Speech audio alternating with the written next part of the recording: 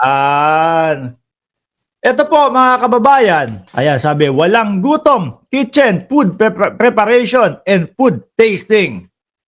Sabi ni Kaboom, Harry Roque, Banat Bay, Maharlika, at iba pa, dapat makasuhan na sila. Nag-aabuso na sila. Sabi ni Kaboom. Dito muna tayo, mga bossing. Kung ikukumpara nyo ho ito sa Duterte's Kitchen, mga kababayan, yung Duterte's Kitchen, sa gilid lang ho ng bangketa inilalagay yun eh. No? Anong pagkain doon sa Duterte's Kitchen? Yung isang nakita ko, lugaw. Ang hilig nilang magsabi na puro lugaw, tapos yung mga pakain pala nila, lugaw. No? Kala ko naman yung walang magiging gutom nung panahon ng dating Pangulong Duterte. Yung pala, mairaos lang, basta masabi lang na merong Duterte's Kitchen, pakain tayo, lugaw. No? Isa pa din pong kilusan, no, yung mga palugaw-lugaw, nagpagawa pa si Senator Bongo nung bisikleta na may dalang lugaw.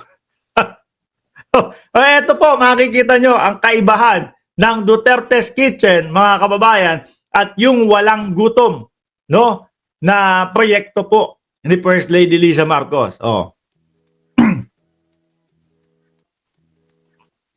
Ayan pa lang parang kumakain ka na sa Jollibee eh. Parang hindi na Jollibee, parang kumakain ka sa food court. Maayos ho mga kababayan. Sandali, kailangan ko siguro ipakita kung ano yung pagkakaiba ng Duterte's Kitchen, mga bossing, no? Wag na yung isa kasi may mga bata doon.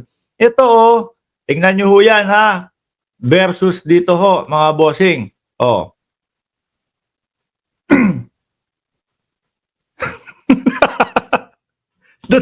Duterte's Kitchen.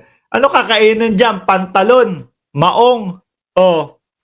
Akalain nyo yun, mga boss. Nako, tanggalin na natin yung mga atabs. Lugaw!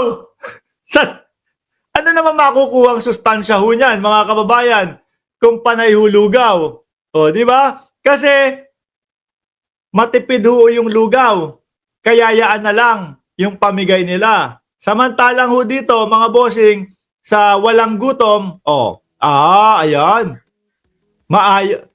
Maayos ho, may sariling may sariling kainan, may sariling lamesa, mai-enjoy mo yung pagkain mo. Unlike ho dito, pila-pila. Pila-pila lang ho, mga boss. Tuloy dito. Umaga po sa inyong lahat. Ngayong araw ay nandito tayo sa pinaka-kusina ng Walang Gutom Kitchen kung saan dito po inihahanda yung mga pagkain na ipapamahagi natin Ayan, talagang malinis mga boss. sa mga kliyente natin dito sa Walang Gutom Kitchen. At ito na nga po, naghahanda na sila para sa lunchtime. Ito po sila. Sila. Uy, wow! Ang ayos at ang linis ha. At may mga karne talaga. Sabi ni John Paul Orogo, boss, shoutout naman dyan, pang-alis pagod lang. Yan, sana naalis ko ang pagod mo. Ayan mga bossing, merong laman. yung sa Duterte's Kitchen, lugaw, puro kanin pa yata. Ma'am at si Sir, hello po. Ayan, ngayon po kasama natin sila ma'am. At si ma'am. Kumpleto ho, walang magiging reklamo kahit po, kumbaga kahit na pamigay, kahit na po, kumbaga para doon sa mga kababayan natin libre, no, na makakakain, kumpleto hairnet, kumpleto sombrero, may face mask. Alam mo na hindi binaboy yung pagkain. Yung doon sa isa, hindi mo alam kung pantalon yung ibinebenta hindi mo alam kung saan linuto yung nila, lugaw nila Si Joanne. Ngayon, ano po ba yung hinahanda nyo ngayon? Ano pong pinaprepare nyo yung pagkain ngayon namin? Sa ngayon po, ang piniprepare po namin ay pang-adobo. Adobo. Wow. Ayan nga, kitang-kita po. Ayun halata na hindi minabadali yung pagluto at halata na kumpleto po ang rekado, mga kababayan. With matching nakamarinate na ho. Marinade ngayon. Ayan, ma'am, sa hinahanda nyo pagkain. Sabi nung iba, gusto namin yung pamumuno ng dating Pangulong Duterte. Kung pagkukumpara nyo pa lang ho dito, mga kababayan, para po doon sa mga nagugutom nating mga kapwa Pilipino, ang layo na ho ng pagkakaiba, mga bossing Sabi ni Paul, lugaw, puro North Cubes pa. Siguro kaya dilaw na dilaw, ano? Oh. Kain ngayon, ilan po kaya yung makakatanggap o makakakain nito? Sa ngayon po, mga 200 po ang mga kliyente masiservisyohan namin sa ngayon. Yun, mga 200 daw po na kliyente yung mapapakain nila o yung maseservisyohan nila. At take note kung pakikinggan nyo po kung ano yung tawag nila doon sa kanilang papamahagian ng pagkain, mga kliyente. No? Nakakataas ng pagkatao. Hindi yung, Stoy, halika ka dito, pumila ka dito, maglugaw ka. Hoy, nako. Wow!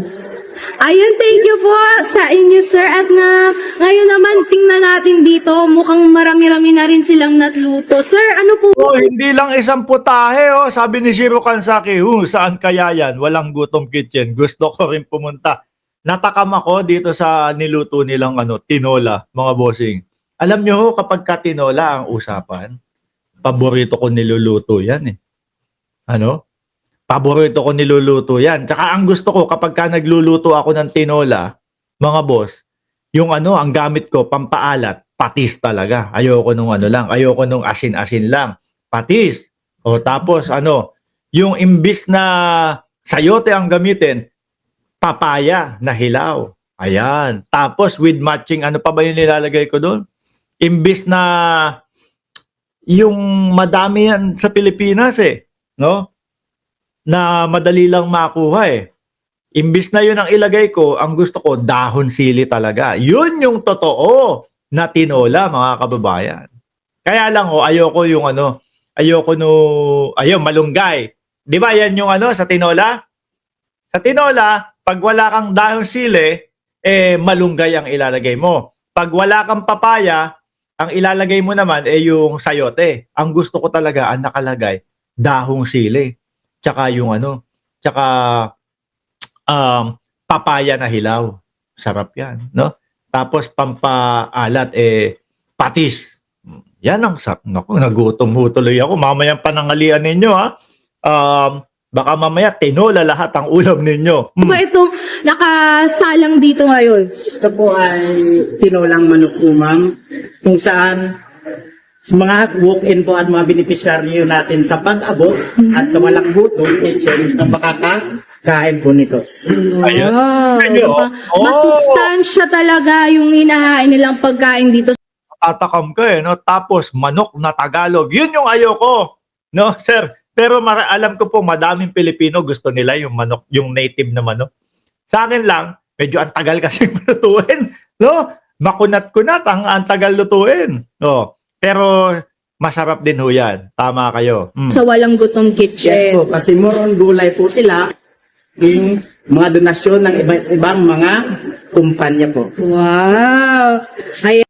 Kaya doon sa kanila, lugaw.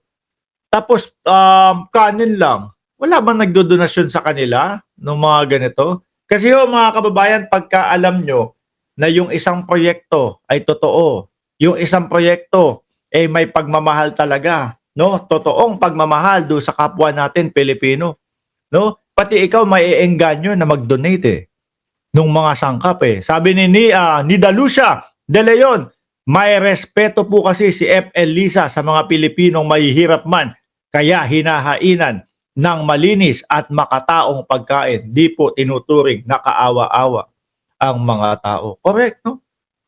Doon kung pa-araw-araw, lugaw. Kaya yung mga DDS, malabnaw ho yung mga utak kakalugaw ho Yan. Ngayon naman, sir, okay lang po ba natikman natin yung niluto po natin para sa mga Sure, kliyente? At sigurado po akong garantisado at siguradong masarap at masasarapan lahat ng kliyente natin. Ay, Tingnan nyo ho yung mga manggagawa, no? Masaya ho na nagtatrabaho. yan. Sige nga, tikman natin kung masarap. At hindi mukhang, mula sa puso nila talaga, no? Yung kanilang inihahain. Talaga. Ayan. Ngayon po, titikman natin yung niluto nilang tinola, chicken tinola na sobrang masustansya. Ang galing ni ating mag-vlog, Ang ganda din ni ate,